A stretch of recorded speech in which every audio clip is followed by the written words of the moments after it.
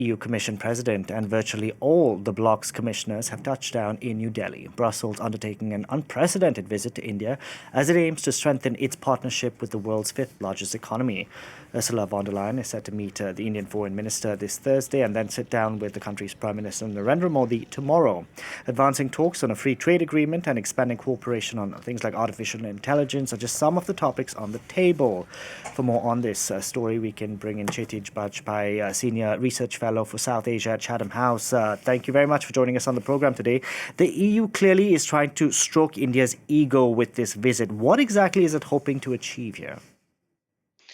So I think there are several components to the EU interest in India. So, I mean, when it looks to India, it sees a means to reduce its dependence on China for global supply chains.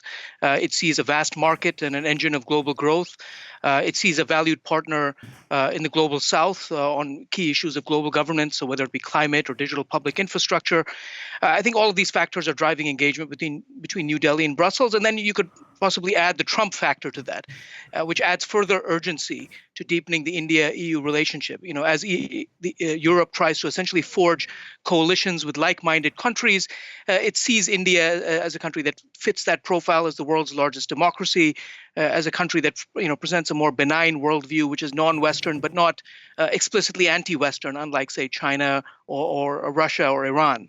Because the timing of this visit is obviously comes just the day after Donald Trump said the EU was created to screw the United States. Then we have so basically this alliance with a trusted ally like the United States is very much in doubt. We have Russia that's isolated on the world stage. But can the bloc really rely on India?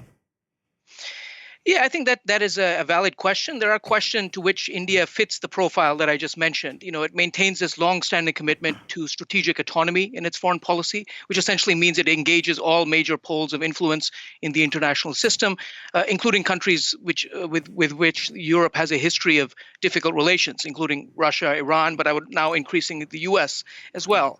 And the U.S., like the U.S. under Trump, India also pursues a largely transactional, and I would also add a value-neutral foreign policy. So I don't think that India is necessarily the like-minded country that Europe thinks it is. The EU wants India to bring down tariffs, very high tariffs, might I add, on things like whiskey, wine, and cars. Will New Delhi budge? Well, it's difficult to say. It's easier said than done, but I think it does speak to a larger point, which is, while the EU is a leading trade and investment partner for India, trade and economic relations have been, challenging to say the least. The FTA or free trade negotiations between both sides have been slow moving. They've been off and on since about 2007. There are grievances on both sides. Protectionism, I think, remains well entrenched in India. New Delhi has been critical of or accused the EU of engaging in so-called green protectionism through its carbon border adjustment mechanism, for instance, and the migrant sentiment in many European countries is also potentially undermining labor mobility. So I think there are several challenges on the economic and trade front in trying to deepen that relationship. Let's talk about the elephant in the room, shall we? Because India's friendly relations with Moscow will clearly come up because the EU wants India's help in enforcing sanctions against Russia. This isn't going to happen, is it? So, India has so far maintained a relatively balanced position. It's neither condoned nor condemned Russia's actions. We could see this most recently with in the United Nations resolutions that were debated. There were two resolutions. India abstained on both. One that was brought forward by the U.S., the other by Europe.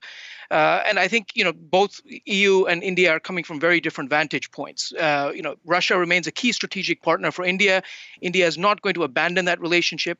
There are historical considerations, but also practical considerations. Over 50% of India's in-service military platforms are of Russian origin. We've seen a significant increase in the import of Russian crude, much of which has ended up in European markets in the form of refined product. So, while Brussels, I think, and other European capitals will be concerned about Trump's attempts to try and, quote unquote, do a deal with Moscow, I think New Delhi will largely welcome this, given its longstanding relationship with Russia. And I think that is a point of friction with the EU. Chietigj Bajpaee, we're going to have to leave it there. Thank you very much for joining us on the program today. Thank you for joining me.